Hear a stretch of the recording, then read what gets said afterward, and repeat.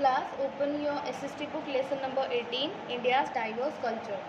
We have read the first part of this lesson in previous class. हमने first part इस lesson का previous class में read किया था, जिसमें हमने Indian languages and Indian dance and music के बारे में read किया था. ठीक है.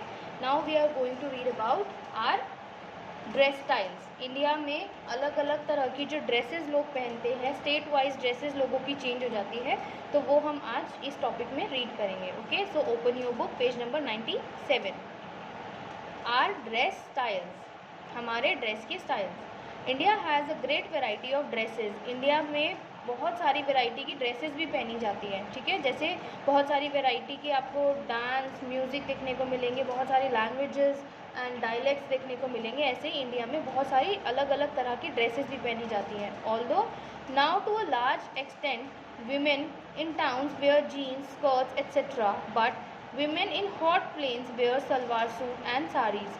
वैसे तो अभी क्या हो चुका है, ज़्यादातर जो औरतें हैं जो शहरों में रहती हैं वो जीन्स स्कर्ट्स ये सब पहनती हैं, लेकिन अभी भी जो हॉट प्लेन्स वाला एरिया है वहाँ पर जो औरतें रहती हैं वो आज भी सलवार सूट और साड़ी पहनती हैं. ठीक है, क्योंकि वहाँ का वेदर कैसा रहता है, हॉट प्लेन्स में टेम्परेचर हॉट रहता है, तो वो कैसे क्लोथ्स कैरी करेंगी जिससे उनको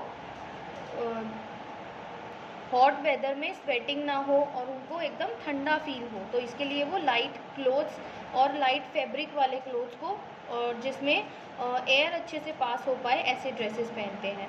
Ghaghara choli is common in Gujarat, Haryana, Rajasthan and Madhya Pradesh. Ghagra choli क्या है, गुजरात, हरियाणा, राजस्थान और मध्य प्रदेश जैसे स्टेट्स में बहुत कॉमन है. ठीक है, मतलब यहाँ की औरतें घाघरा चोली पहनना ज़्यादा प्रेफर करती हैं. Female head gear is called ओढ़नी, चुनरी और दुपट्टा. और यहाँ की जो औरतें हैं वो फीमेल हेड गियर मतलब जो जिससे आप अपने सिर को ढकते हैं वो कपड़ा, या उसको क्या कहेंगे, ओढ़नी कह सकते हैं, चुनरी कह सकते हैं, दुपट्टा कह सकते हैं. तो ये भी यहाँ की औरतें कैरी करती हैं. आपकी बुक में देखिए पिक्चर भी दी हुई है, विमेन इन साड़ी, यहाँ पर औरतें साड़ी में हैं, यहाँ पर women in suit and women in ghagra. Okay, तो डिफरेंट स्टाइल्स है. देखिए तीनों स्टाइल्स एक दूसरे से बिल्कुल अलग हैं. The women in states like Rajasthan, Gujarat and Madhya Pradesh where saris in different styles. अब आप देखिए कि बहुत सारी औरतें जो है घाघरा चोली, साड़ी और सूट पहनती हैं, लेकिन अगर आप जैसे लैंग्वेज के भी अलग डायलेक्ट होते हैं ना, ऐसे एक ड्रेस का भी पहनने का तरीका स्टेट टू स्टेट अलग हो जाता है. जैसे राजस्थान, गुजरात और मध्य प्रदेश की जो औरतें हैं वो जो साड़ी ड्रेप करती हैं, साड़ी पहनती हैं, तीनों का एक दूसरे से स्टाइल जो साड़ी कैरी करने का है वो अलग होता है. ठीक है, people in north eastern states wear long and narrow skirts. जो नॉर्थ ईस्ट में जो स्टेट्स हैं वहाँ पर जो लोग हैं वो क्या पहनते हैं, लॉन्ग एंड नैरो स्कर्ट. ठीक है, लंबी और नैरो स्कर्ट्स को पहनते हैं. Main also have different dress styles. और ऐसा ही नहीं है कि इंडिया में सिर्फ विमेन है जिनके बहुत सारे डिफरेंट स्टाइल्स आपको देखने को मिलेंगे ड्रेसेस के. मेन के भी अपने बहुत सारे स्टाइल्स हैं. In cities men wear shirts, jeans and trousers. शहरों में आदमी क्या पहनते हैं, शर्ट, जीन्स, ट्राउज़र्स. ठीक है, dhoti kurta, kurta pyjama, kurta lungi, Pathani suit are the male dresses. और शर्ट जीन्स के अलावा कुछ ये मेल ड्रेसेस हैं जो मेल कैरी करते हैं इंडिया में. ठीक है, जैसे dhoti kurta, kurta pyjama and kurta lungi etcetera. They wear different types of headgear. Rajasthani men wear safas, Sikh wear turbans and men of Himachal Pradesh wear embroidered caps. अब जैसे औरतें हेडगियर कैरी करती हैं, मतलब सिर को ढकने के लिए ओढ़नी, चुनरी या दुपट्टा कैरी करती हैं, ऐसे ही जो इंडिया में आदमी हैं वो भी हेडगियर यूज़ करते हैं. राजस्थान में जो आदमी हेडगियर यूज़ करते हैं उसे कहते हैं साफा. सिख जो अपना हेडगियर यूज़ करते हैं उन्हें कहते हैं टर्बन. ठीक है, और हिमाचल प्रदेश में जो आदमी हेडगियर यूज़ करते हैं उसे एम्ब्रॉयडर्ड कैप, मतलब एम्ब्रॉयडरी की हुई जो कैप्स होती है वो हिमाचल प्रदेश के जो आदमी हैं वो पहनते हैं. Now Indian paintings. The art of painting is as old as the man himself. जो पेंटिंग की आर्ट है वो उतनी ही पुरानी है जितना कि खुद इंसान. ठीक है, तो जब से इंसान अगर कहें कि जब से इंसान ने पेंटिंग करना या फिर कुछ सीखा है, कुछ भी अपनी लाइफ में कुछ सीखा है, तो उसके साथ उसने कहीं ना कहीं बहुत पहले ही पेंटिंग करना भी सीख लिया। जैसे कि आपके जो अजंता एलोरा की केव्स हैं, या फिर आपको केव्स में बहुत सारी वॉल्स पे पेंटिंग्स आपको बने हुए दिखेगी। जब लोगों ने पढ़ना भी नहीं सीखा था ना, लेटर्स भी लिखना नहीं सीखा था, उससे भी पहले लोगों ने पेंटिंग करना सीख लिया था। तो इसीलिए पेंटिंग एक ऐसी आर्ट है जो खुद आदमी जितना पुराना है उतनी ही पुरानी हम कह सकते हैं।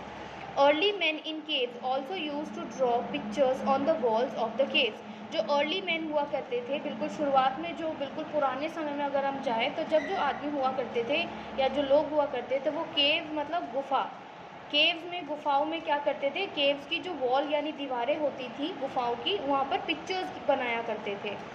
We have beautiful paintings in the Ajanta and Ellora caves. और हमारे पास अजंता एंड एलोरा केव्स में बहुत सारी पेंटिंग्स भी ऐसी हमें देखने को मिलती है।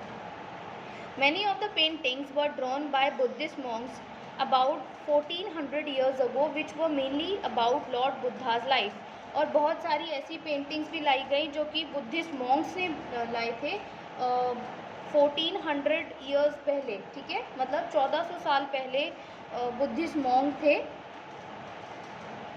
उन्होंने कुछ पेंटिंग्स ड्रॉ की थी। लेकिन वो जो पेंटिंग्स मॉन्क्स ने, मॉन्क मतलब होते हैं साधु, तो जो बुद्धिस्ट साधु थे, बुद्धिस्ट मॉन्क थे, उन्होंने 1400 ईयर्स पहले जो पेंटिंग्स ड्रॉ की, वो पेंटिंग्स ज़्यादातर किसके बारे में थी, लॉर्ड बुद्धा की लाइफ के बारे में, ठीक है, भगवान बुद्ध की लाइफ के बारे में वो पेंटिंग्स थी। Some of the Mughal emperors were fond of paintings. और कुछ मुगल एम्परर भी क्या थे, पेंटिंग के बहुत शौकीन थे। They brought artist from central Asia to make beautiful paintings for them. और इसीलिए वो क्या करते थे, उन्होंने सेंट्रल एशिया से भी बहुत सारे आर्टिस्ट मंगवाए, बुलवाए, ताकि वो उनके लिए ब्यूटीफुल पेंटिंग्स बनाएं। Old paintings can be seen in different museums of the country. और अगर आपको बहुत पुरानी पेंटिंग्स देखनी है जो बहुत पहले के लोगों ने कभी बनाई होगी या बनाते थे, क्या स्टाइल उनका रहा होगा पेंटिंग करने का, वो सब आप डिफरेंट म्यूजियम्स है, आपके आर्ट म्यूजियम्स हैं, दिल्ली में भी बहुत सारे म्यूजियम्स हैं, वहाँ पर जाकर भी देख सकते हैं। The art of painting is now taught in many schools of art in the country. अब ये जो आर्ट है पेंटिंग की, ये आज कंट्री के बहुत सारे स्कूल्स में भी सिखाई जाती है, ठीक है। आज ये आर्ट इतनी ज़्यादा फेमस हो गई है और लोग इतना पसंद करते हैं इस आर्ट को सीखना। The paintings also depicted landscape, battle scenes, hunting scenes and even gods and goddesses. ये जो पेंटिंग्स है पुरानी, जो अगर हम पेंटिंग्स देखें तो ज़्यादातर ये पेंटिंग्स किसको डिपिक्ट करती है, किसको दर्शाती है, या किसी राजा का किसी दूसरे राजा से युद्ध हो रहा है, ठीक है, यानी बैटल हो रही है, बैटल मतलब युद्ध, बैटल का कोई सीन है तो उसकी पूरा सीनरी बना दिया, या फिर हंटिंग का सीन है, कोई शिकार कर रहा है तो वो शिकार करते हुए सीन बना दिया, पेंटिंग बना दिया, या फिर गॉड या गॉडेसेस मतलब भगवानों की पिक्चर्स आपको देखने को मिलेगी। तो इस तरह की पेंटिंग्स जो पुराने अगर आप पेंटिंग्स देखेंगे उनमें आपको देखने को मिलती है। नेक्स्ट क्लास में हम Indian architecture and our festivals read करेंगे, ओके।